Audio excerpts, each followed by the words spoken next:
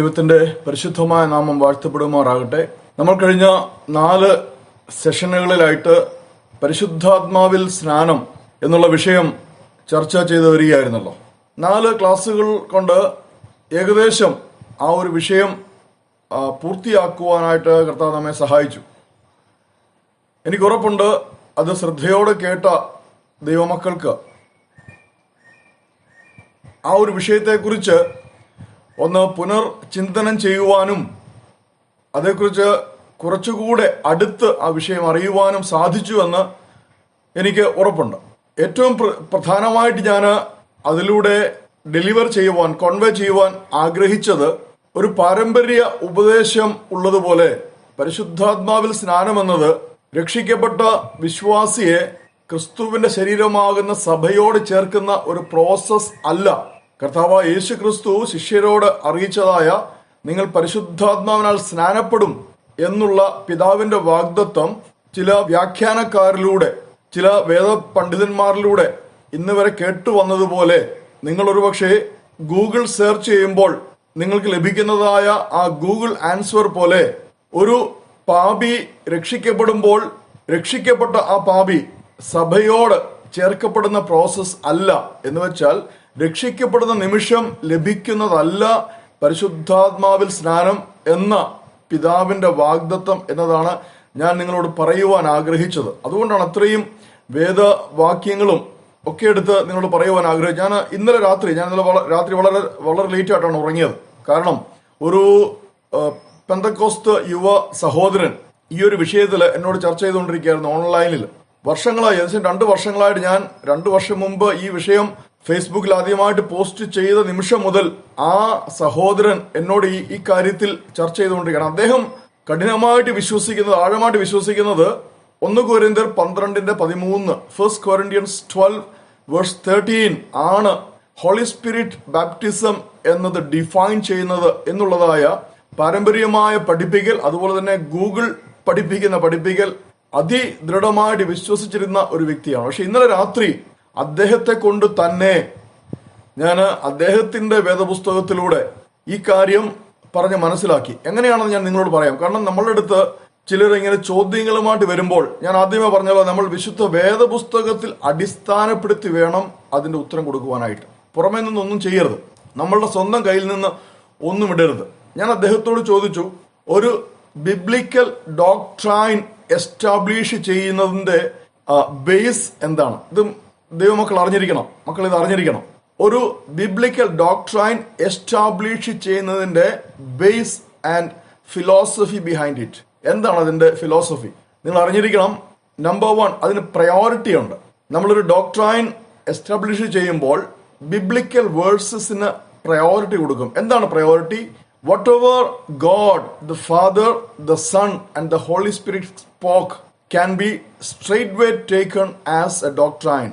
You need not have a supporting verse or a statement for that. എന്ന് വെച്ചാൽ പിതൃപുത്ര പരിശുദ്ധാത്മാം സത്യ ഏക ദൈവം ഒരു ഉപദേശത്തെക്കുറിച്ച് എന്തെങ്കിലും ഒരു കാര്യം പറഞ്ഞിട്ടുണ്ട് എന്ന് വിശുദ്ധ വേദപുസ്തകം സാക്ഷ്യപ്പെടുത്തിയാൽ ആ ഡോക്ട്രൈൻ ഉറപ്പിക്കപ്പെട്ട് കഴിഞ്ഞു. പിന്നെ അതിനെ സപ്പോർട്ട് ചെയ്യുന്ന ഒരു വേഴ്സിന്റെ ആവശ്യമില്ല. ഇതാണ് നമ്പർ 1 പ്രയോറിറ്റി. നമ്പർ 2 പ്രയോറിറ്റി, അങ്ങനെ ഒന്നില്ല എങ്കിൽ, എന്ന് വെച്ചാൽ പിതാവായ ദൈവമോ പുത്രനായ ദൈവമോ പരിശുദ്ധാത്മാവായ ദൈവമോ നേരിട്ട് ഒരു ഡോക്ട്രൈൻ അല്ലെ ഒരു തിയോളജിക്കൽ സ്റ്റേറ്റ്മെന്റ് നടത്തിയിട്ടില്ല എങ്കിൽ നമ്മൾ ചെയ്യുന്നത് ആ സപ്പോർട്ടിംഗ് ബിബ്ലിക്കൽ വേഴ്സ് എടുക്കും. Minimum 3 versus. അത് ഡയറക്റ്റ് ആണെങ്കിൽ ഒറ്റ വേഴ്സ് മതി, നേരിട്ട് പറയുകയാണെങ്കിൽ ഒറ്റ വേഴ്സ് മതി. അത് അങ്ങനെ പറയുമ്പോൾ തന്നെ അത് ആര് പറഞ്ഞു, ഉദാഹരണത്തിന് അപ്പോസിൽസ് പറഞ്ഞത്, പീറ്റർ പറഞ്ഞത് നമ്മൾ ഫസ്റ്റ് പ്രയോറിറ്റി ആയിട്ട് എടുക്കും. അതിനുശേഷം അപ്പോസിൽസ്, ഡയറക്റ്റ് അപ്പോസിൽസ് ഉണ്ട്, ജീസസിന്റെ 12 അപ്പോസിൽസ്, ജോൺ ആൻഡ് ജേക്കബ്, ഇവരൊക്കെ പറഞ്ഞ കാര്യങ്ങൾ നമ്മൾ ഫസ്റ്റ് പ്രയോറിറ്റി ആയിട്ട് എടുക്കും. അതിനുശേഷമാണ് നമ്മൾ എപ്പിസൽസിലേക്ക് വരുന്നത്. പോൾ എന്താണ് അതേക്കുറിച്ച് പറഞ്ഞിരിക്കുന്നത്? അപ്പോൾ കൂടുതലും ഡോക്ട്രൈൻസ് എസ്റ്റാബ്ലിഷ് ആയിരിക്കുന്നത് എപ്പിസൽസ്, ലേഖനങ്ങളിൽ നിന്നാണ് കൂടുതലും നമ്മൾ സഭയ്ക്ക് ആവശ്യമായ ഉപദേശങ്ങൾ എസ്റ്റാബ്ലിഷ് ചെയ്തിരിക്കുന്നത്. അപ്പോൾ നിങ്ങളോട് ചിലർ പറയും ബുക്ക് ഓഫ് ആക്ട്സിൽ നിന്ന് ഒരു കാര്യം എടുക്കരുത്, കാരണം ബുക്ക് ഓഫ് ആക്ട്സ് എന്ന് പറയുന്നത് it's an account of episodes, അത് വെറും ഒരു ഹിസ്റ്റോറിക്കൽ ബുക്കാണെന്ന് പറയും. അപ്പോൾ നിങ്ങൾ തിരിച്ചു പറയണം, അങ്ങനെയെങ്കിൽ 4 gospels, 4 gospels are also historical account.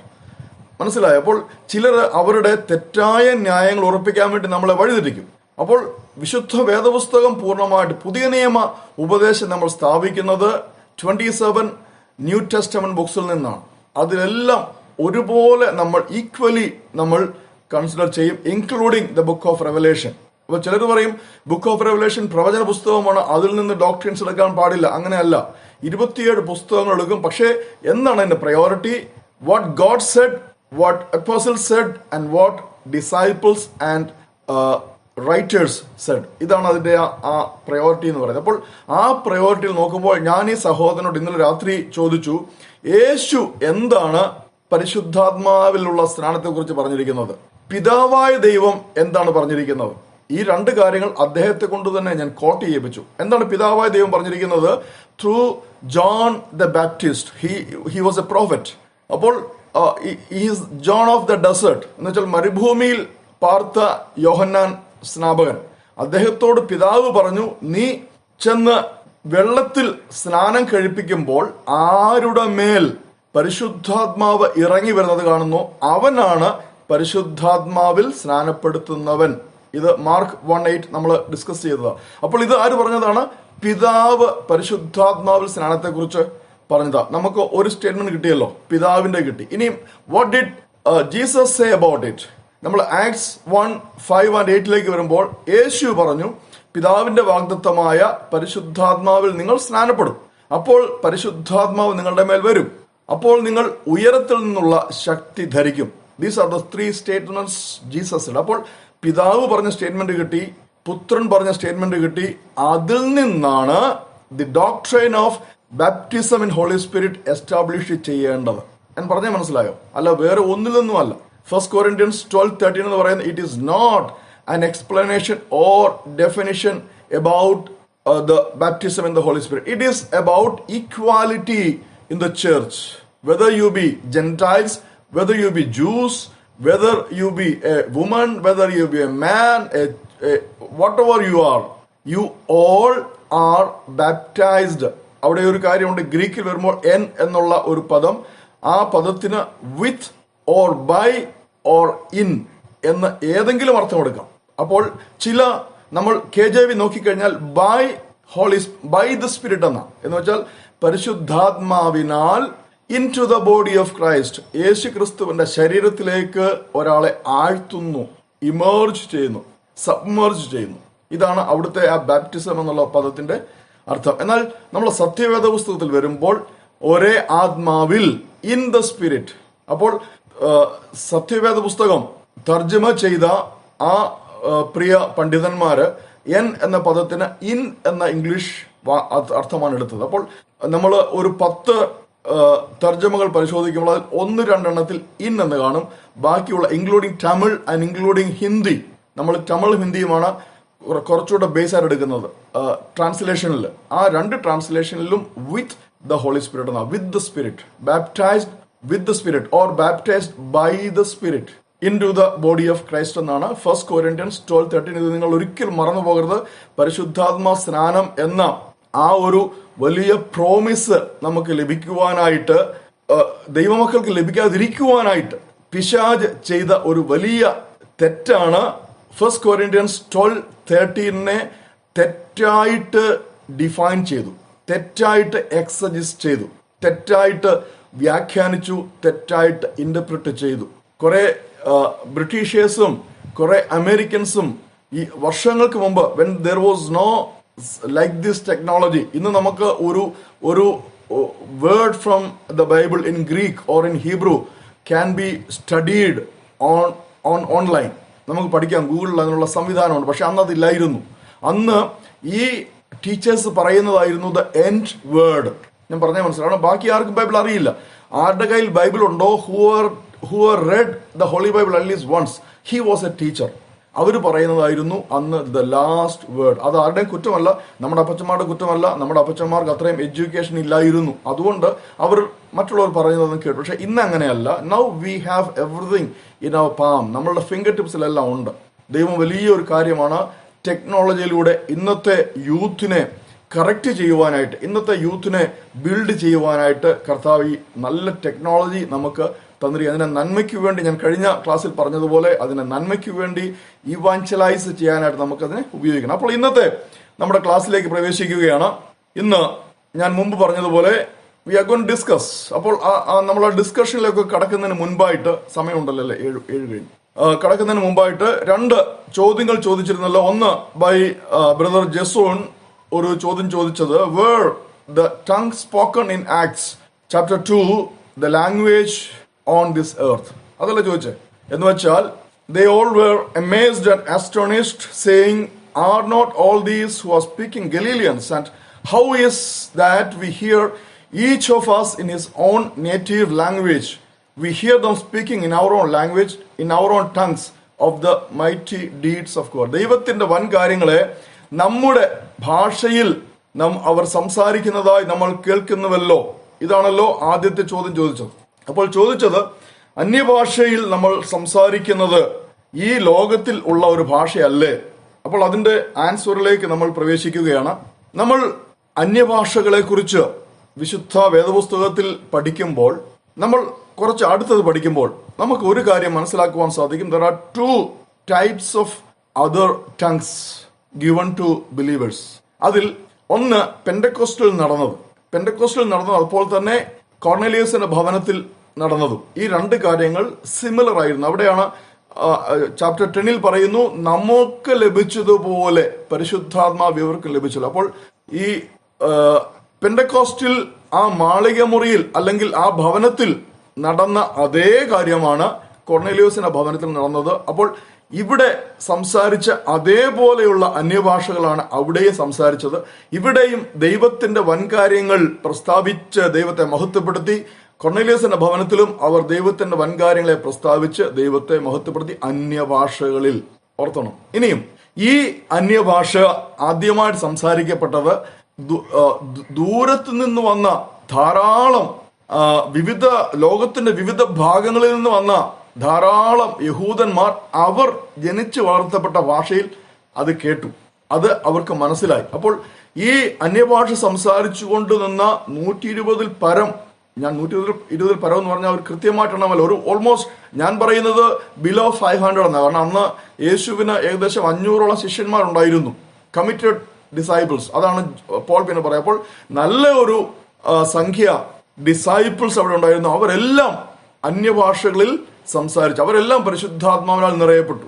പരിശുദ്ധാത്മാവ് അവരുടെ നാവിന്റെ മേൽ കൊടുത്ത ഭാഷകളിൽ സംസാരിച്ചു. അപ്പോൾ ഈ കേട്ടു നിന്നവർ പലരും കേൾക്കുന്നത് അവരിൽ ചിലർ ഇവരുടെ ഭാഷയിൽ സംസാരിക്കുന്നത്. അപ്പോൾ അന്ന് നൽകപ്പെട്ട അന്യഭാഷ ഈ ലോകത്തിൽ എവിടെയെങ്കിലും സംസാരിക്കപ്പെടുന്ന, ഒരുപക്ഷെ അന്ന് 120 വെച്ചോ, 120 പേരും ഈ ലോകത്തിലുള്ള ഏകദേശം 120 ഭാഷകൾ സംസാരിച്ചു എന്ന് നമുക്ക് മനസ്സിലാക്കാം. ഉദാഹരണത്തിന് അതിനകത്ത് അന്നൊരു മലയാളി യഹൂദൻ ഉണ്ടായിരുന്നെങ്കിൽ തീർച്ചയായിട്ടും ആ മലയാളി യഹൂദൻ മലയാളത്തിൽ ദൈവത്തിന്റെ വൻകാര്യങ്ങൾ ഇവർ ഗലീലേക്കാർ അവർ കേട്ടോ. അവർക്ക് മലയാളം അറിയുവാൻ സാധ്യതയില്ല. ഞാൻ പറയുന്ന ഒരു എക്സാമ്പിൾ ആണ്, ഇതൊരിക്കലും ഒരു എന്താ പറയുന്ന എന്റെ സ്റ്റേറ്റ്മെന്റ് ആയിട്ട് എടുക്കരുത്.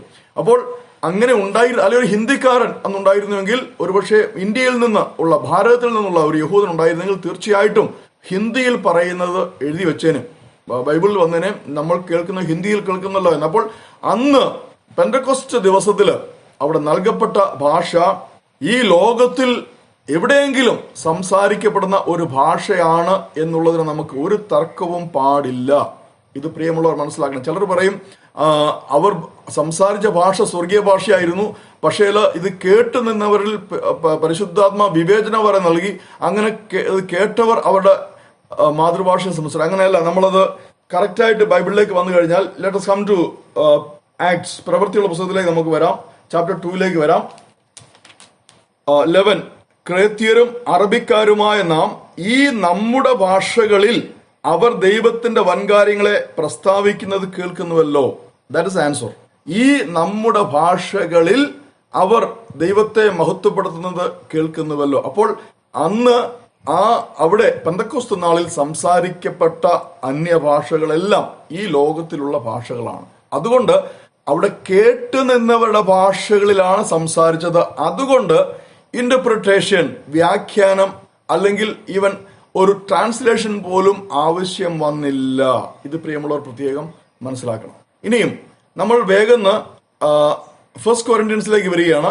ഫസ്റ്റ് കൊരിന്ത്യൻസ് ചാപ്റ്റർ 14, ഈ 2 സ്ഥലത്താണല്ലോ അന്യഭാഷയെക്കുറിച്ച് ഏറ്റവും കൂടുതൽ പ്രസ്താവിക്കപ്പെട്ടിരിക്കുന്നത്. ചാപ്റ്റർ 14 വരുമ്പോൾ നമ്മൾ വേഴ്സ് 2, അന്യഭാഷയിൽ സംസാരിക്കുന്നവൻ മനുഷ്യരോടല്ല ദൈവത്തോടത്ര സംസാരിക്കുന്നു. For the one who speaks in A tongue does not speak to people but to God, for no one understands. അവിടെ പ്രത്യേകം നിങ്ങൾ ശ്രദ്ധിച്ചോണേ, ആരും തിരിച്ചറിയുന്നില്ലല്ലോ. നമ്മൾ ഇംഗ്ലീഷ് വായിച്ചത് എന്താ? ആരും തിരിച്ചറിയുന്നില്ലല്ലോ. മലയാളത്തിലും വായിച്ചത് ആരും തിരിച്ചറിയുന്നില്ല. എന്നാൽ അവിടെയുള്ള ഗ്രീക്ക് മൂലപദത്തിന് 2 പ്രധാന അർത്ഥമാണുള്ളത്. ആരും കേൾക്കുന്നില്ലല്ലോ, ആരും തിരിച്ചറിയുന്നുള്ളൂ. ഇത് രണ്ടും ശരിയാണ്. ചിലർ പറയും കേൾക്കുന്നില്ലല്ലോ അതുകൊണ്ട് മിണ്ടാതെ ഇരുന്നോണം എന്നാണ്, സഭയിൽ മിണ്ടാതിരുന്നോണം എന്നാണ് പൗലോസ് പഠിപ്പിച്ചത്. അങ്ങനെയല്ല. ആ പദത്തിന് അക്കോയ് എന്ന് പറയാം. അക്കോയ്, ആ ഒരു പദത്തിന് 2 അർത്ഥങ്ങളുണ്ട്. ഒന്ന് ഗ്രഹിക്കുക, ഗ്രാസ്പ്. രണ്ടാമത്തെ അതിന്റെ അർത്ഥമാണ് ഹിയർ. അതിൽ നിന്നാണ് അക്വാറ്റിക് എന്നുള്ളത് ഇംഗ്ലീഷ് പദങ്ങൾ വന്നിരിക്കുന്നത്. നമ്മുടെ ഈ കേൾവിയെ കുറിച്ചുള്ള പദം വന്നിരിക്കുന്നത് മനസ്സിലായോ? അപ്പോൾ ആ പദം ഒന്നുകിൽ അത് തർജ്ജമ ചെയ്യാവുന്നത് കേൾക്കുന്നില്ലല്ലോ, അല്ലെങ്കിൽ മൗനമായിരുന്ന് നിശബ്ദമായി ദൈവത്തോട് സംസാരിക്കുകയാണല്ലോ. രണ്ടാമത് ആ വ്യക്തി ഉറക്കെ കേൾക്കത്തക്ക വിധത്തിൽ സംസാരിച്ചുവെങ്കിലും അത് കേൾക്കുന്നവന് ഗ്രഹിക്കുവാൻ സാധിക്കുന്നില്ലല്ലോ. കാരണം ഈ കേൾക്കുന്നവന് അത് പൂർണ്ണമായി ഒരു ഫോറിൻ ലാംഗ്വേജ് ആണ്. മനസ്സിലായോ? അടുത്തത് therefore one who's 13 verse 13 വന്നാൽ അതുകൊണ്ട് അന്യഭാഷയിൽ സംസാരിക്കുന്നവൻ വ്യാഖ്യാന വരത്തിനായി പ്രാർത്ഥിക്കട്ടെ. അപ്പോൾ ഇവിടെ ഈ ചാപ്റ്റർ 14 പറയുന്നത് കേൾക്കുന്നവർക്ക് ഗ്രഹിക്കുവാൻ കഴിയാത്ത അന്യഭാഷയെ കുറിച്ചാണ്. എന്ന് വെച്ചാൽ നമ്മൾ പറഞ്ഞു പെന്തക്കോസ്റ്റില് അവിടെ അപ്പോൾ ഉണ്ടായിരുന്ന വ്യക്തികൾക്ക് മനസ്സിലാകത്തക്ക വിധത്തിൽ അവരുടെ ഭാഷയിലാണ് അന്യഭാഷയിൽ സംസാരിപ്പിക്കപ്പെട്ടത്. എന്നാൽ ചാപ്റ്റർ 14 ഫസ്റ്റ് കൊരിന്ത്യൻസ് ചാപ്റ്റർ 14 വരുമ്പോൾ കേൾക്കുന്നവർക്ക് മനസ്സിലാക്കുവാനോ ഗ്രഹിക്കുവാനോ സാധിക്കാത്ത അന്യഭാഷകളിലാണ് ഈ കോരിന്ത്യ സഭയില് അപ്പോൾ ആ നിമിഷം അന്യഭാഷകളിൽ സംസാരിച്ചു കൊണ്ടിരുന്നത്. അതുകൊണ്ട് എന്ത് ചെയ്യണം? വ്യാഖ്യാന വരത്തിനായി പ്രാർത്ഥിക്കണം. തുടർന്ന് നമ്മൾ 27, 28 വരുമ്പോൾ ആകയാൽ എന്ത് 26 മുതൽ വായിക്കുകയാണ്. ആകയാൽ എന്ത് സഹോദരന്മാരെ, നിങ്ങൾ കൂടി വരുമ്പോൾ ഓരോരുത്തന് സങ്കീർത്തനമുണ്ട്, ഉപദേശമുണ്ട്, വെളിപ്പാടുണ്ട്, അന്യഭാഷയുണ്ട്, വ്യാഖ്യാനമുണ്ട്, സകലവും ആത്മീയ വർധനയ്ക്കായി ഉതകട്ടെ. അപ്പോൾ നിങ്ങൾക്ക് അന്യഭാഷയുണ്ട് കൂടി വരുമ്പോൾ. അന്യഭാഷയിൽ സംസാരിക്കുന്നുവെങ്കിൽ 2 പേരോ ഏറിയാൽ 3 പേരോ ആകട്ടെ, അവർ ഓരോരുത്തരായി സംസാരിക്കുകയും ഒരുവൻ വ്യാഖ്യാനിക്കുകയും ചെയ്യട്ടെ. അപ്പോൾ വ്യാഖ്യാനപരമുള്ള ഒരു വ്യക്തി ഉള്ള സഭയിൽ മാത്രമേ അന്യഭാഷകൾ, ഇന്നത്തെ ഈ കാലയളവിൽ അന്യഭാഷകൾ സഭയോട് സംസാരിക്കുവാൻ ഉള്ള അനുവാദമുള്ളൂ. ഇവിടെ നിങ്ങൾ പ്രത്യേകം മനസ്സിലാക്കുക, പലരും നിങ്ങളെ വഴിതെറ്റിക്കും. First Corinthians chapter 14 is all about speaking in tongues to the church. It is not about singing in tongues or praying in tongues. ഇത് പ്രത്യേകം ഓർത്തോണം. സഭയോട് ഇപ്പൊ ഞാൻ സഭയോട് ഞാൻ നിങ്ങളോട് പ്രസംഗിച്ചുകൊണ്ടിരിക്കുക, ഞാൻ പെട്ടെന്ന് അന്യഭാഷയിൽ അങ്ങ് പ്രസംഗിക്കുകയാണ്, നിങ്ങൾക്ക് വല്ലതും മനസ്സിലാകുമോ? അപ്പോൾ ഈ ചാപ്റ്റർ 14 എന്ന് പറയുന്നത് it is a guideline about how to speak in tongues in the church or to the church. അപ്പോൾ സഭയോട് നമ്മൾ സംസാരിച്ചു കൊണ്ടിരിക്കുമ്പോൾ അന്യഭാഷയിലാണ് ഞാൻ സംസാരിക്കുന്നതെങ്കിൽ അത് ഇന്റർപ്രിറ്റ് ചെയ്യുവാനായിട്ട്, വ്യാഖ്യാനിക്കുവാനായിട്ട് ഒരു വ്യക്തി അവിടെ ഉണ്ടായിരിക്കണം. അല്ലെങ്കിൽ സംസാരിക്കുന്ന ആ വിശ്വാസി തന്നെ അല്ലെ ആ ദേവദാസൻ തന്നെ അത് സഭയോട് വ്യാഖ്യാനിച്ചു കൊടുക്കണം. അന്യഭാഷ സംസാരിക്കുന്നതിന് തടസ്സമില്ല. പക്ഷേ അതുകൊണ്ട് നമ്മൾ ലാസ്റ്റ് എഴുതിയിരിക്കുന്നത് അന്യഭാഷയിൽ സംസാരിക്കുന്നത് വിലക്കുകയും അരുത്. സംസാരിക്കാം, പക്ഷെ എന്ത് ചെയ്യണം? നമ്മൾ സംസാരിച്ചു കൊണ്ടിരിക്കുന്നത് സഭയ്ക്ക് മനസ്സിലാകത്തക്ക വിധത്തിൽ നമ്മൾ എക്സ്പ്ലെയിൻ ചെയ്തു കൊടുക്കണം, വ്യാഖ്യാനിച്ചു കൊടുക്കണം. ഇനിയും അടുത്ത ചോദ്യം, ഈ കൊരിന്ത്യ സഭയിൽ സംസാരിച്ചിരുന്നതും ഈ ലോകത്തിലെ ലാംഗ്വേജ് തന്നെ ആയിരുന്നോ? ഇല്ലേ? ആ ചോദ്യമാണല്ലോ ബ്രദർ ചോദിച്ചത്. നമ്മൾ സംസാരിക്കുന്ന ഭാഷയൊക്കെ ഈ ലോകത്തിലെ ഭാഷയാണോ? അത് നമ്മൾ മനസ്സിലാക്കുവാനായിട്ട് ഇതേ ചാപ്റ്റർ എടുക്കുക, ചാപ്റ്റർ 14 എടുക്കുക. അതിന്റെ 6 മുതൽ 12 വരെയുള്ള വാക്യങ്ങൾ അത് ഞാൻ മുഴുവൻ വായിക്കുന്നില്ല. ഞാൻ എന്റെ ഷോർട്ടായിട്ട് പറഞ്ഞുതരാം. ഇവിടെ പറഞ്ഞിരിക്കുന്നത് ഈ ലോകത്തിലെ ഭാഷകളെല്ലാം തെളിവുള്ളതാണ്. അതുകൊണ്ട് നിങ്ങൾ അന്യഭാഷയിൽ സംസാരിക്കുന്നുവെങ്കിൽ തെളിവോടെ സംസാരിക്കണം. അതിന്റെ അർത്ഥം എന്താണ്? പരിശുദ്ധാത്മാവ് നൽകുന്ന അന്യഭാഷകൾ ഈ ലോകത്തിലുള്ള ഭാഷകൾ തന്നെയാണ്. പെന്തക്കോസ്ത് നാളിൽ നൽകപ്പെട്ട അന്യഭാഷകൾ അന്ന് അവിടെ ഉണ്ടായിരുന്ന ഏകദേശം 17-18 നാഷണാലിറ്റീസിന് അവരുടെ നാഷണൽ ലാംഗ്വേജിൽ, അവരുടെ മദർ ടങ്ങില് കേൾക്കുവാൻ സാധിച്ചു. ഈ 17 രാജ്യക്കാരല്ലേ 18 രാജ്യക്കാർ അവിടെ ഇല്ലായിരുന്നെങ്കിൽ ആർക്കും മനസ്സിലാകുകയില്ല. ചിലർ പരിഹസിച്ചല്ലോ, പുതുവീഞ്ഞ് കുടിച്ച് അവർ മത്ത് പിടിച്ചിരിക്കുകയാണ്. കാരണം അവർക്കത് മനസ്സിലായില്ല. ഈ പരിഹസിച്ചവർക്ക് അവരുടെ ഭാഷയിൽ അത് മനസ്സിലായില്ല. അതിന്റെ അർത്ഥം പരിഹസിച്ചവരുടെ ഭാഷയിൽ ഇത് സംസാരിക്കപ്പെട്ടില്ല. ഒരു പക്ഷേ ഇവർ സംസാരിക്കുന്നത് ഒരു വ്യക്തി പോലും ഗലീലിയൻ ഭാഷയിൽ സംസാരിച്ച് കാണില്ല. അപ്പോൾ ഒരു പക്ഷേ ഗലീലിയൻ ആരും കേൾക്കുന്നില്ല, ഈ ഗലീലക്കാർ കേൾക്കുന്ന വേറെന്തൊക്കെയോ ലാംഗ്വേജാണ്. അതുകൊണ്ടാണ് ഒരുപക്ഷെ ഗലീലിയൻ ഭാഷ മാത്രം അറിയാവുന്നവരായിരിക്കണം അവരെ പരിഹസിച്ചത്. പക്ഷെ അവർ സംസാരിച്ചത് ഈ ലോകത്തിലെ ഭാഷകളില്ല. ഇതേ കാര്യമാണ് പരിശുദ്ധാത്മാവിന് മാറ്റമില്ല, കൃപാവരത്തിന് മാറ്റമില്ല, പരിശുദ്ധാത്മാവിന്റെ ദാനങ്ങൾക്ക് മാറ്റമില്ല. അതേ ദാനമാണ് കോരിന്ത സഭയിലും പരിശുദ്ധാത്മ നിറവ് പ്രാപിച്ചവർ സംസാരിച്ച ഭാഷ. ഈ ലോകത്തിലുള്ള ഭാഷ തന്നെയാണ്. പക്ഷേ നമ്മൾ ഒരു ഭാഷ ഉദാഹരണത്തിന് എനിക്ക് ആദ്യം ലഭിച്ചത് അരമായ ഭാഷയാണ്. എനിക്ക് ആദ്യം ലഭിച്ചത് അരമായ ഭാഷയാണ്. ആ അരമായ ഭാഷ ഞാൻ സംസാരിച്ച് ദൈവത്തെ സ്തുതിച്ച് ഇരിക്കുമ്പോൾ എനിക്ക് ഹീബ്രു നൽകപ്പെട്ടു.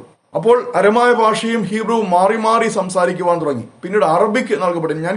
ഈ ഭാഷകളൊന്നും എനിക്കറിയില്ല, എനിക്കറിയാത്ത ഭാഷകളാണ്. ഇത് കേട്ട ചിലരാണ് എന്നോട് പറഞ്ഞത് ഇത് ഇന്ന ഭാഷ സംസാരിക്കും. ഉദാഹരണത്തിന് ഞാൻ ഏകദേശം 10 വർഷങ്ങളോളം ഇത് രഹസ്യമാക്കി വെച്ച് ആരോടും പറയാതെ. കാരണം പലപ്പോഴും ഉറക്കെ ചില കൂട്ടായ്മകളിൽ ഞാനിതെന്റെ വായിൽ നിന്ന് ഉറക്കെ വന്നു പോകുമ്പോൾ കൂടെ നിൽക്കുന്നവർക്ക് സംശയം ഉണ്ടാകുമായിരുന്നു. കാരണം സാധാരണ പെന്തക്കോസ്ത് കൂട്ടായ്മകളിൽ സംസാരിക്കുന്ന അന്യഭാഷ അല്ലല്ലോ അൻസംബ്രദർ സംസാരിക്കുന്നത്. അവർ തമ്മിൽ സംസാരിക്കാം. അപ്പോൾ ചിലര് പറഞ്ഞതായിട്ട് പിൽക്കാലത്ത് എനിക്ക് അറിവ് കിട്ടി, ഈ അൻസംബ്രദറിൽ എന്തോ വേണ്ടാത്ത ആത്മാവാണ്, അതുകൊണ്ട് ഏതാണ്ടൊക്കെ സംസാരിക്കുന്നു.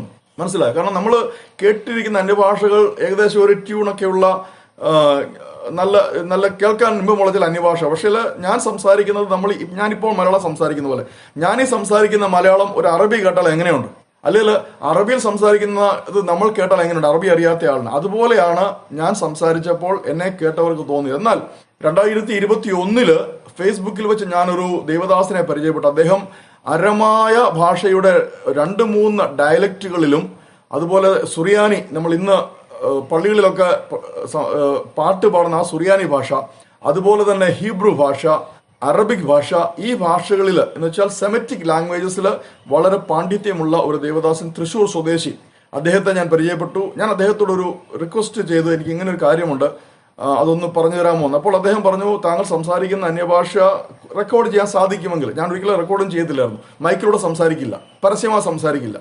എൻ്റെ വ്യക്തിപരമായ പ്രാർത്ഥനാ സമയത്താണ് ഞാനത് സംസാരിക്കുന്നത്. അപ്പോൾ അദ്ദേഹം ചോദിച്ചു, ഒരു സ്വല്പം റെക്കോർഡ് ചെയ്ത് അയച്ചു തരാം. അപ്പോൾ എനിക്ക് ഈ ഭാഷ ഞാൻ സംസാരിക്കുമ്പോൾ എനിക്ക് ഏകദേശം അറിയാം അതിന്റെ അർത്ഥം. ഈ പ്രത്യേകിച്ച് അരമായ ഭാഷ സംസാരിക്കുമ്പോൾ എനിക്ക് അതിന്റെ അർത്ഥം അറിയാം. അപ്പോൾ ഞാൻ ആ ഒരു ഭാഗം റെക്കോർഡ് ചെയ്ത് അദ്ദേഹത്തിന് അയച്ചു കൊടുത്തു. ഉടനെ തിരിച്ച് വാട്സപ്പിൽ റിപ്ലൈ വന്നു, you are speaking Aramaic, pure Chaldean Aramaic, കൽദയ അരമായ ഭാഷയാണ് സംസാരിക്കുന്നത്, അതിന്റെ അർത്ഥം ഇതാണ്. അപ്പോൾ എനിക്ക് ഉള്ളിൽ വന്ന അർത്ഥവും ഇദ്ദേഹം എഴുതി അയച്ച അർത്ഥവും എക്സാക്റ്റ് ആണ്. അപ്പോൾ അതിന്റെ അർത്ഥം എന്താണ്? നമ്മൾക്ക് ലഭിക്കുന്ന അന്യഭാഷകൾ ഈ ഭൂമിയിൽ സംസാരിക്കപ്പെടുന്ന, അല്ലെങ്കിൽ ഈ ഭൂമിയിൽ ഉണ്ടായിരുന്നതായ ഒരു മനുഷ്യൻ സംസാരിച്ച ഭാഷ തന്നെയാണ്. പക്ഷെ അത് കേൾക്കുന്നവർക്ക് അന്യമാണ്. അതുകൊണ്ടാണ് അതർ ടങ് അല്ലെ അനദർ ടങ് എന്നൊക്കെ വിളിക്കുന്നത്. ഞാൻ വിശ്വസിക്കുന്നു ഈ സംശയം ക്ലിയർ ആയെന്ന്. ബ്രദർ എന്ത് പറയുന്നുണ്ടോ? ഇവിടെ ഉണ്ടോ? ക്ലിയർ ആയല്ലേ? അതോ വേറെ സംശയം ഉണ്ടോ അതേക്കുറിച്ച്? ഓക്കെ. അപ്പോൾ നമ്മൾ സംസാരിക്കുന്ന ഭാഷ ഈ ലോകത്തിലുള്ള ഇപ്പോൾ at present there are about 7,200 languages on this earth. ഏകദേശം 7,200. അപ്പോൾ പ്രിയ ദൈവമക്കൾ അറിയുക, നിങ്ങൾ സംസാരിക്കുന്ന ഭാഷ വെറും ജിബറിഷ് അല്ല. It is a language spoken or was spoken on this earth, അല്ലെ will be spoken on this earth. ഇനി ഭാഷകൾ വരാനുണ്ട്, കർത്താവിന്റെ വരവ് താമസിച്ചാൽ. അപ്പോൾ ഈ ഭൂമിയിലുള്ള ഒരു ഭാഷ തന്നെ ആയിരിക്കും സംസാരിക്കുക. അതുകൊണ്ട് തന്നെ നിങ്ങൾ 1-2 വാക്കുകൾ കൊണ്ട് നിർത്തരുത് ദയവ് ചെയ്ത്. കാരണം ഒരു ഭാഷ എന്ന് പറഞ്ഞാൽ അതിന് ഹീബ്രു ഭാഷയ്ക്കൊക്കെ ഏകദേശം 1,500 to 2,000 വേർഡ്സ് ഉണ്ട്. നമ്മുടെ മലയാള ഭാഷയ്ക്ക് there are about 3,000 വേർഡ്സ്, പദങ്ങളുണ്ട്. മനസ്സിലായോ? അപ്പോൾ നമ്മൾ ഈ ലോകത്തിലെ ഭാഷയാണ് സംസാരിക്കുന്നെങ്കിൽ തീർച്ചയായിട്ടും നിങ്ങൾ അതിൽ തന്നെ ജാഗരിച്ചുകൊണ്ട് അന്യഭാഷകളിൽ ദൈവത്തോട് സംസാരിച്ചുകൊണ്ട്, ഇത് ആരെയും കാണിക്കാനോ എക്സിബിറ്റ് ചെയ്യാനോ ആകും. ഞാൻ ഒരിക്കലും ചെയ്തിട്ടില്ല, അത് എക്സിബിറ്റ് ചെയ്യാനായിട്ട് ഒരിക്കലും അന്യഭാഷ സംസാരിച്ചിട്ടില്ല. അതുകൊണ്ട് അതിനായിരിക്കരുത്, കൂടുതൽ ഇതിൽ വളരുവാനായിട്ട് അന്യഭാഷയിൽ ദൈവത്തോട് സംസാരിക്കുന്നത് കൂടുതൽ വളരുവാൻ നമുക്ക് ദൈവം അനുവദിച്ചാൽ അന്യഭാഷകളെ കുറിച്ച് ഒരു ക്ലാസ് ചെയ്യാം. അപ്പോൾ അടുത്ത ചോദ്യത്തിലേക്ക് നമുക്ക് പ്രവേശിക്കാം. It was by brother Samson. Okay, in the first session it was stated that receiving the Holy Spirit is not Holy Spirit baptism, but in John 20:22 Jesus breathed on them and said to receive the Holy Spirit. Is the reception of the Holy Spirit at salvation or is it after the salvation? Ille? Hope this was the question. Yes, this is the question. Reception, salvation or reception. Let us slowly get on to that. നമുക്ക് ഇനിയും ഏകദേശം 10 minutes ഉണ്ട്, പെട്ടെന്ന് ഞാനത് clear ചെയ്യാൻ നോക്കാം. ഇനിയും ഞാൻ വേഗത്തിൽ ഒരു കാര്യം പറഞ്ഞു പോവാം. There are many statements about the relationship and position. ഞാൻ പറഞ്ഞല്ലോ, relationship and position of the Holy Spirit in the life of a believer. നമ്മളൊരു വിശ്വാസിയുടെ ജീവിതത്തിൽ പരിശുദ്ധാത്മാവിന്റെ ഒരു സ്ഥാനമുണ്ട്, പരിശുദ്ധാത്മാവിന്റെ ഒരു ഫംഗ്ഷൻ ഉണ്ട്, പരിശുദ്ധാത്മാവിന്റെ ഒരു പൊസിഷൻ ഉണ്ട്. A place, A function and A position. ഇത് നമ്മൾ അറിഞ്ഞിരിക്കുന്നു. ഞാനീ പറയുന്നത് നമ്മൾ വേദപുസ്തക വാക്യങ്ങൾ എക്സജിസ് അഥവാ നമ്മൾ ഇന്റർപ്രറ്റ് ചെയ്യുന്നതിന്റെ രീതിയാണ് പറയുന്നത് കേട്ടോ. പ്രത്യേകിച്ച് നമ്മൾ ഈ പരിശുദ്ധാത്മാവിനെ കുറിച്ചുള്ള വാക്യങ്ങൾ. അപ്പോൾ അതിൽ ഞാൻ ചില കാര്യങ്ങൾ പറയാം, പെട്ടെന്ന് ഓടിച്ച് പറയാൻ വേണ്ടിയാണ്. ജസ്റ്റ് ഒന്ന് നിങ്ങൾ ശ്രദ്ധയോട് കേട്ടോണ്ടിരിക്കുക. Holy spirit coming in to a believer to indwell him or her along with the father and the son. പരിശുദ്ധാത്മാവ് പിതാവിനോടും പുത്രനോടും കൂടെ ചേർന്ന് വിശ്വാസിയുടെ ഉള്ളിൽ വസിക്കുന്ന ഒരനുഭവം. അതെപ്പോഴാണ്? നമ്മൾ മാനസാന്തരപ്പെട്ട് സുവിശേഷം കേട്ട് മാനസാന്തരപ്പെട്ട് യേശുവിൽ വിശ്വസിച്ച് നിത്യജീവൻ അവകാശമാക്കുന്ന ആ നിമിഷം, നമ്മൾ രക്ഷിക്കപ്പെടുന്ന നിമിഷം, നമ്മൾ ജസ്റ്റിഫൈ ആക്കപ്പെടുന്ന നിമിഷം, നമ്മൾ കർത്താവിന്റെ കൽപ്പന അനുസരിച്ചതുകൊണ്ട് പിതാവ്, പുത്രൻ, പരിശുദ്ധാത്മാവ് നമ്മുടെ ഉള്ളിൽ വന്ന് വാസം ചെയ്യുന്നു. അപ്പോൾ അത് ഒന്ന്. എവിടെയാണ്? Holy Spirit living inside. അപ്പോൾ that happens at the time of your salvation when your name is written in the book of life. ഇത് ഒരിക്കലും നമ്മൾ അതിൽ നിന്ന് മറന്നു പോകരുത്, തെറ്റിപ്പോകരുത്. നമ്മൾ ഒരു വിശ്വാസി രക്ഷിക്കപ്പെടുന്ന നിമിഷം ആ വിശ്വാസിയുടെ ഉള്ളിൽ വേറൊരു കാര്യം കൂടെ ഉണ്ട്. കൃപയാൽ, വിശ്വാസത്താൽ രക്ഷിക്കപ്പെട്ടു. ദൈവത്തിന്റെ കൃപയാലാണ് നമ്മൾ രക്ഷിക്കപ്പെടുന്നത്. ദൈവത്തിന്റെ കൃപ നമ്മളിൽ എങ്ങനെ വ്യാപരിക്കുന്നത്? പരിശുദ്ധാത്മാവിലൂടെ വ്യാപരിക്കുന്നത്. നമ്മുടെ പരിശുദ്ധാത്മാവ് നമ്മുടെ ഹൃദയത്തിൽ പ്രവർത്തിച്ച് നമ്മുടെ ഹൃദയത്തിൽ മാനസാന്തരം ഉണ്ടാക്കി, നമ്മുടെ ഹൃദയത്തിൽ വിശ്വാസം ഉണ്ടാക്കി, ദൈവത്തിന്റെ കൃപ പകർന്നാണ് നമ്മൾ രക്ഷിക്കപ്പെടുന്നത്. അതുകൊണ്ട് പറയുന്നത്, ഒരു വ്യക്തിയുടെയും പ്രവൃത്തിയാലല്ല ഒരുവൻ രക്ഷിക്കപ്പെടുന്നത്. സ്തോത്രം. വിശ്വാസത്താല. ആ വിശ്വാസവും നമ്മുടെ വിശ്വാസമല്ല, ദൈവം, പിതാവ്, പുത്ര, പരിശുദ്ധാത്മാ, ദൈവം നമ്മുടെ അകത്ത് തന്ന, ഇപ്പോൾ നമ്മൾ ഈ ഭൂമിയിലായിരിക്കുമ്പോൾ പരിശുദ്ധാത്മാവിനാണ് നമ്മളുടെ പൂർണ്ണ റെസ്പോൺസിബിലിറ്റി ദൈവം കൊടുത്തിരിക്കുന്നത്. ഓരോ മനുഷ്യൻ, ഈ ഇന്ന് ലോകത്തിൽ ജീവിക്കുന്ന ഓരോ മനുഷ്യനെയും പരിശുദ്ധാത്മാവിന്റെ കയ്യിലേക്ക് കൊടുത്തിരിക്കുന്നത്. അപ്പോൾ പരിശുദ്ധാത്മാവാണ് ഒരു പാപിയുടെ ഹൃദയത്തിൽ ഈ സുവിശേഷം കേൾക്കുമ്പോൾ ഒരാൾ പ്രസംഗിച്ച്, ആ പ്രസംഗിക്കുന്നതും പരിശുദ്ധാത്മാവിന്റെ ഇഷ്ടത്തിലാണ്. ഒരു സുവിശേഷം പ്രസംഗിക്കുന്നത്, അത് കേൾക്കുമ്പോൾ അത് ഹൃദയത്തിൽ പ്രവർത്തിക്കുന്നത് പരിശുദ്ധാത്മാവിന്റെ പ്രവൃത്തിയാണ്. അങ്ങനെ ഈ വ്യക്തി ആ സുവിശേഷത്തിൽ വിശ്വസിച്ച് പുത്രനാം ദൈവത്തിൽ വിശ്വസിക്കുന്ന നിമിഷം, മാനസാന്തരപ്പെടുന്ന നിമിഷം, മാനസാന്തരപ്പെടാതെ വരില്ല കേട്ടോ, ഓർത്തണം. കാരണം ഹിസ് ഹോളി സ്പിരിറ്റ്. ഹോളി ആകണമെങ്കിൽ ആദ്യം നമ്മുടെ ഉള്ളു ഹോളി ആകണം. ആ ഹോളി ആകുന്ന പ്രോസസ്സാണ് റിപ്പൻഡൻസ്, മാനസാന്തരം. മാനസാന്തരപ്പെട്ട് നമ്മുടെ പാപ വഴികളെ നമ്മൾ ഉപേക്ഷിക്കുന്ന നിമിഷം നമ്മുടെ ഉള്ളിൽ വാസമാകും. We receive the holy spirit at salvation. ഇനി ആ റിസീവ് ചെയ്യുന്നതല്ല പരിശുദ്ധാത്മാവിൽ സ്നാനം. ഇവിടെയാണ് പലരും തെറ്റിയിരിക്കുന്നത്. ചിലർ പഠിപ്പിക്കുന്നത്, ഞാൻ നേരത്തെ പറഞ്ഞല്ലോ, പരിശുദ്ധാത്മ സ്നാനത്തിന് എതിരായി പഠിപ്പിക്കുന്നവർ, എതിരായി പഠിപ്പിക്കുന്നല്ല, തെറ്റായി, അവരെതിരല്ല, അവരനുകൂലമാണ്. പക്ഷേ ദേ ടീച്ച് ഡിഫറently. അവർ തെറ്റായിട്ടത് നമുക്ക് പറഞ്ഞു തരുന്നു. അവർ പഠിപ്പിക്കുന്നത്, ഒരുവൻ രക്ഷിക്കപ്പെടുന്ന നിമിഷം പരിശുദ്ധാത്മാവ് ഉള്ളിൽ വരുന്നു, അവന്റെ മുദ്ര, പരിശുദ്ധാത്മാവിന്റെ മുദ്ര, പരിശുദ്ധാത്മാവിന്റെ അച്ചാരം, ഇതൊക്കെ ഒരുവന് ലഭിക്കുന്നു. അതാണ് പരിശുദ്ധാത്മാവിൽ സ്നാനം എന്നുള്ളതാണ് അവർ പഠിപ്പിക്കുന്നത്. അങ്ങനെയല്ല കേട്ടോ. അടുത്ത ഒരു പൊസിഷൻ എന്ന് പറയുന്നത്, the holy Spirit living with the believer. നമ്മോട് കൂടെ ഉള്ളിൽ വസിക്കുന്നു, നമ്മുടെ കൂടെ. ജോൺ 14:23 ഉണ്ട്, we will come to him and make our home with him. അതുപോലെ തന്നെ if you love me, John 14:15, if you love me, you will keep my commandments, and I will ask the Father, and he will give you another helper to be with you forever. നിങ്ങളോട് കൂടെ, and you know him, for he dwells with you. നിങ്ങളുടെ കൂടെ വസിക്കുന്ന, will be in you, നിങ്ങളുടെ ഉള്ളിൽ വസിക്കുന്ന. വേറൊന്നാണ്, Holy Spirit comes or poured or laid upon a believer. ഇതാണ് നമ്മൾ കഴിഞ്ഞ 4 ക്ലാസ്സുകളിൽ പഠിച്ചത്. upon, ഒരു വിശ്വാസിയുടെ മേൽ വരുന്ന ആ ഒരു ഹോളി പ്രോസസ്, അതാണ് ഹോളി സ്പിരിറ്റ് ബാപ്റ്റിസം, അല്ലെങ്കിൽ baptism in the holy Spirit. കേട്ടോ, ഞാൻ ആദ്യം പറഞ്ഞല്ലോ, ആ യുവ സഹോദരനെ പറഞ്ഞ് മനസ്സിലാക്കിയത്, യേശു പരിശുദ്ധാത്മാവിൽ സ്നാനത്തെക്കുറിച്ച് എന്ത് പറഞ്ഞോ, പിതാവാൻ ദൈവം എന്ത് പറഞ്ഞോ, അതാണ് പരിശുദ്ധാത്മാവിലുള്ള സ്നാനത്തെക്കുറിച്ചുള്ളതായ ഡെഫിനിഷൻ, അതിന്റെ ഡോക്ട്രൈൻ. അല്ലാതെ 1 Corinthians 12:13 അല്ല. ഇത് നിങ്ങൾ ആഴമായിട്ട് ഇത് മനസ്സിലാക്കണം. നിങ്ങൾ ആരെല്ലാം പറഞ്ഞ് തെറ്റിക്കാൻ ശ്രമിച്ചാലും നിങ്ങൾ തെറ്റരുത്. കാരണം ബൈബിൾ അതാണ് പഠിപ്പിക്കുന്നത്. അപ്പോൾ കമ്മിങ് അപ്പോൺ എ ബിലീവർ ആണ്, എന്നിട്ട് സ്ട്രെങ്തൻ ഹിം, എംപവർ ഹിം. അപ്പോൾ പരിശുദ്ധാത്മാ സ്നാനത്തിൽ പരിശുദ്ധാത്മ ഒരുവന്റെ മേൽ വരുമ്പോൾ നടക്കുന്നത് എംപവർമെന്റ് ആണ്. നമുക്ക് 1 മിനിറ്റ് കൂടെ ഉണ്ട്. ഇനിയും അടുത്ത ഒന്നാണ് infilling of the holy spirit. പരിശുദ്ധാത്മാ ഒരു വ്യക്തിയിൽ നിറയുന്നത്. അത് ഇവിടെയൊക്കെയുണ്ട്. ലൂക്ക് 1:67 നമ്മളുടെ യോഹന്നാൻ സ്നാപകന്റെ പിതാവ് സക്കറിയ പരിശുദ്ധാത്മാവിൽ നിറയപ്പെട്ടിട്ടുണ്ട്. ഞാൻ പറഞ്ഞ ആക്ട്സിന് മുമ്പായിട്ടൊരു കാര്യം പറഞ്ഞത് കേട്ടോ. Acts 2:4 and 13:52 disciples are filled with the Holy Spirit. Acts 4:8 Peter is filled with the Holy Spirit. Acts 4:31 all of them who were gathered there were filled with the Holy Spirit. Acts 7:55 Stephen was filled with the Holy Spirit. അപ്പോൾ infilling of the Holy Spirit, പരിശുദ്ധാത്മാവിലൊരു നിറവ്. അടുത്തതാണ് the Holy Spirit given us a guarantee, അച്ചാരമായിട്ട്, and a seal of assurance, പ്രത്യാശയുടെ മുദ്രയായിട്ട് നമുക്ക് ഇങ്ങനെ വിവിധ പൊസിഷനിലും വിവിധ ഫംഗ്ഷനിലുമാണ് പരിശുദ്ധാത്മാവിനെ വിശ്വാസിക്ക് നൽകപ്പെടുന്നത്. പിതാവിന്റെ വാഗ്ദത്തമായ പരിശുദ്ധാത്മാവിനെ നൽകപ്പെടുന്നത്. അപ്പോൾ ഇതിൽ പറഞ്ഞിരിക്കുന്ന ഈ കാര്യങ്ങളെല്ലാം പരിശുദ്ധാത്മാവിൽ സ്നാനമൊഴികെ ബാക്കിയൊക്കെ a believer receives all of them at the time of salvation. പക്ഷേ that is not the holy spirit baptism. ഇത് വളരെ മനസ്സിലാക്കുക. ഇനിയും നമ്മൾ ഇനി ആ വാക്യത്തിലേക്ക് വരികയാണ്.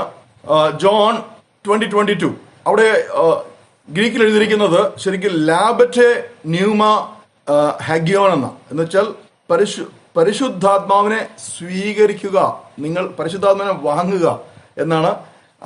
ബ്രത്ത് ചെയ്തിട്ട് ആ ശിഷ്യന്മാരുടെ മേൽ ഊതിയിട്ട് കർത്താവ്. അപ്പോൾ അതെങ്ങനെ നമുക്ക് മനസ്സിലാക്കുവാൻ സാധിക്കും? നമ്മൾ ഇന്റർപ്രറ്റ് ചെയ്യുമ്പോൾ, ഈ വാക്യം ഇന്റർപ്രറ്റ് ചെയ്യുമ്പോൾ നമ്മൾ 2 സാധാരണ പ്രിൻസിപ്പിൾസ് നോക്കും. നമ്മളൊരു വാക്യം ഇന്റർപ്രറ്റ് ചെയ്യുമ്പോൾ ആ വാക്യത്തെ സപ്പോർട്ട് ചെയ്യുന്ന അതേ ഫ്രേസ്, അതേ യൂസേജ് ഉള്ള വേറെ ഒരു വാക്യം ബൈബിൾ എവിടെയെങ്കിലും ഉണ്ടോ? 2, വാട്ട് ഈസ് ദ റിസൾട്ട്? അതിന്റെ റിസൾട്ട് എന്താണ്? ഈ 2 കാര്യങ്ങൾ നോക്കുമ്പോഴേ നമുക്കൊരു വാക്യത്തെ കറക്റ്റായിട്ട് ഇന്റർപ്രറ്റ് ചെയ്യാൻ സാധിക്കുകയുള്ളൂ. അപ്പോൾ ഇതിന്റെ സെയിം ആയിട്ട് നമുക്ക് കാണുവാൻ സാധിക്കുന്നതാണ് ഉൽപ്പത്തി പുസ്തകത്തില് chapter 2:7 God formed man of dust of the ground and breathed into his nostrils the breath of life. അപ്പോൾ ദൈവത്തിന്റെ നിശ്വാസം, ദൈവം ഊതുന്നത് എന്താണ്? ദൈവത്തിന്റെ ജീവനാണ്. അപ്പോൾ ആ ഒരു വാക്യം നമ്മൾ ഇതിന് സപ്പോർട്ടിംഗ് വേഴ്സ് ആകട്ടോ. ഈ സപ്പോർട്ടിംഗ് വേഴ്സ് എടുക്കുമ്പോൾ ഇവിടെ നമ്മൾ മനസ്സിലാക്കുന്നത് ജീസസ് അവരുടെ മേൽ ഊതിയത് ഒരു പുതുജീവനാണ്, ഒരു സ്പിരിച്വൽ ലൈഫാണ്. അതാണല്ലോ ജോൺ 3:3 പറയുന്നത്, you be born of the Spirit and of the water.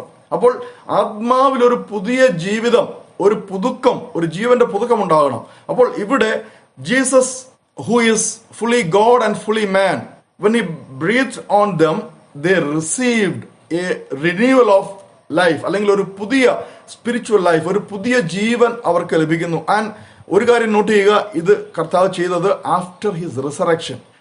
കർത്താവിന്റെ ക്രൂസിഫിക്ഷൻ, ഡെത്ത് ആൻഡ് റിസറക്ഷൻ കഴിഞ്ഞപ്പോൾ സാൽവേഷൻ ഉറപ്പിക്കപ്പെട്ടു, ജസ്റ്റിഫിക്കേഷൻ ഉറപ്പിക്കപ്പെട്ടു. പിന്നെ അതിന് മാറ്റമില്ല. അപ്പോൾ ആ സാൽവേഷൻ ആൻഡ് ജസ്റ്റിഫിക്കേഷൻ ഉറപ്പിക്കപ്പെട്ടതിന് ശേഷമാണ് യേശു അവരുടെ മേൽ ഊതുന്നത്. ഇനി രണ്ടാമത് നമ്മൾ പെട്ടെന്ന് ഞാൻ പറയുകയാണ്, 1 മിനിറ്റ് എടുക്കാം. What is the result? അതിന്റെ റിസൾട്ട് കാണണമെങ്കിൽ നമ്മൾ ഒരിക്കലും ഒരു വാക്യം വായിച്ചിട്ട് പെട്ടെന്ന് നിർത്തരുത്, അത് കണ്ടിന്യൂ ചെയ്യണം. ആ വാക്യം നമ്മൾ കണ്ടിന്യൂ ചെയ്യണം. എന്താണ് കണ്ടിന്യൂ ചെയ്യുമ്പോൾ നമ്മൾ കാണുന്നത് 22 ആണ്. And he had said this, he breathed on them and said to them, receive the Holy Spirit. And 23, next verse നോക്കുക. If you forgive the sins of any, they are forgiven them. If you withhold forgiveness from any, it is with. അപ്പോൾ ഓർത്ത് നോക്കിയേ, ഈ പാപങ്ങളെ ക്ഷമിക്കുക എന്നത് ദൈവത്തിന്റെ ഏറ്റവും വലിയൊരു അധികാരമാണ്. വേറെ ഈ പ്രപഞ്ചത്തിൽ ആർക്കും മനുഷ്യന്റെ പാപത്തെ ക്ഷമിക്കാൻ അധികാരമില്ല. Because he's a supreme judge of the whole universe. അപ്പോൾ ദൈവത്തിന്റെ ഏറ്റവും വലിയ അധികാരമാണ് ഒരുവന്റെ പാപത്തെ ക്ഷമിക്കുക എന്നുള്ളത്. അതുകൊണ്ട് മാത്യു 28 പറഞ്ഞിരിക്കുന്നത്, ഭൂമിയിലും സ്വർഗത്തിലുമുള്ള സകല അധികാരം എനിക്ക് നൽകപ്പെട്ടു. അപ്പോൾ Jesus is standing there with all that authority and he is breathing out that authority on to them. അപ്പോൾ ശിഷ്യന്മാരെ തന്റെ അധികാരം കൈമാറുവാൻ, ഇമ്പാർട്ട് ചെയ്യുവാൻ, to impart his divine authority on to them, he breathes on them. കാരണം അത് പരിശുദ്ധാത്മാവിലാണ് കൈമാറുന്നത്, പരിശുദ്ധാത്മാവിന്റെ അധികാരത്തിൽ അത് കൈമാറുന്നത്. അതുകൊണ്ട് Jesus said, receive thou the Holy Spirit. നിങ്ങൾ റിസീവ് the Holy Spirit. നിങ്ങൾ പരിശുദ്ധാത്മാവിനെ സ്വീകരിക്കുക, പ്രാപിക്കുകയല്ല സ്വീകരിക്കുക. റിസീവ്, ലാബറ്റേ എന്ന് ഗ്രീക്കിൽ പറയും. മനസ്സിലായോ? അപ്പോൾ ഇവിടെ നടന്നത് എന്താണെന്ന് വെച്ചാൽ, അവർക്കൊരു പുതുജീവൻ ലഭിച്ച് അവർക്ക് ദൈവത്തിന്റെ ഏറ്റവും വലിയ അധികാരമായ പാപങ്ങളെ ക്ഷമിക്കുവാനുള്ള അധികാരം ലഭിച്ചു. അവിടെ നടന്നത് പരിശുദ്ധാത്മാവിൽ സ്നാനമല്ല. ഹല്ലേലൂയ, സ്തോത്രം. I believe you got it. Is it clear? Yes. Somehow കുറച്ച് മനസ്സിലായല്ലോ, കോംപ്രിഹെൻഡ് ആയല്ലോ. അപ്പോൾ and you also asked one thing, that they did not speak in tongues. ഇല്ലേ? Yeah, because they spoke in tongues after the baptism in the Holy Spirit. They were filled with the Holy Spirit and they spoke in tongues as Holy Spirit gave them to utter. അങ്ങനെയല്ലേ അത്? Acts 2, Acts chapter 2. Yeah. അതുമല്ല, പിന്നെ മറ്റേ 1 Corinthians 12 also says, do all have the gift of speaking in tongues. Yeah. So that also somewhat contradicts. ശാസ്ത്രങ്ങൾ പറഞ്ഞല്ലോ ഇതുപോലെ ലോകത്തിലെ ഭാഷയാണ് നമ്മൾ അന്യഭാഷയെ സംസാരിക്കുന്നത്. ശിഷ്യന്മാരൊക്കെ സംസാരിച്ചത് ലോകത്തിലെ ഭാഷയാണ്. അപ്പം ഇവര് മീൻ കച്ചവടക്കാരായിരുന്നു, മുക്കുവന്മാരായിരുന്നു. പലരും ഈ പല ദേശത്ത് പോകുന്നുണ്ട്. അപ്പൊ അതുകൊണ്ട് അവര് അന്ന് കേട്ട ഭാഷയാണ് ഇവര് പെന്തക്കോസ്ത് ദിവസത്തിൽ പറഞ്ഞത് എന്നൊരു വാദം. എക്സലന്റ്. മോനൊരു വളരെ ലോജിക്കൽ ആയിട്ടുള്ള, ഐ റിയലി അപ്രീഷിയേറ്റ്. ഇത് ആരും ചോദിക്കാത്തൊരു ചോദ്യമാണ്. റിയലി അപ്രീഷിയേറ്റ് കേട്ടോ. വളരെ നല്ല ചോദ്യമാണ്. സമയമുണ്ടോ? ഞാൻ ജസ്റ്റ് ക്ലിയർ ചെയ്യട്ടോ, അതോ അടുത്ത സെഷൻ ക്ലിയർ ചെയ്യണോ? പറഞ്ഞോ. ഓക്കെ. നമ്മൾ അവിടെ ചാപ്റ്റർ 2 വരുമ്പോൾ അവിടെ ഒരു വാക്യമുണ്ട്, ഇവരെല്ലാവരും ഗലീലയർ അല്ലയോ? 7 Acts 2:7 എടുത്ത്. എല്ലാവരും ഭ്രമിച്ച് ആശ്ചര്യപ്പെട്ടു, ഈ സംസാരിക്കുന്നവർ എല്ലാം ഗലീലക്കാർ അല്ലയോ? പിന്നെ നാം ഓരോരുത്തരും ജനിച്ച നമ്മുടെ സ്വന്തം ഭാഷയിൽ അവർ സംസാരിച്ച് കേൾക്കുന്നത് എങ്ങനെ? അതിന്റെ അർത്ഥം ഇവരാരും ഗലീലയെ വിട്ട് പോയിട്ടില്ല. ഇവരെല്ലാം ഗലീലയിലെ മീൻപിടുത്തക്കാരാ. അവർ മീൻ കച്ചവടക്കാരല്ല, മീൻ പിടുത്തക്കാരാ. മോൻ അവിടെ ഒന്ന് കറക്റ്റ് ചെയ്യണം. They are catchers of fish കേട്ടോ.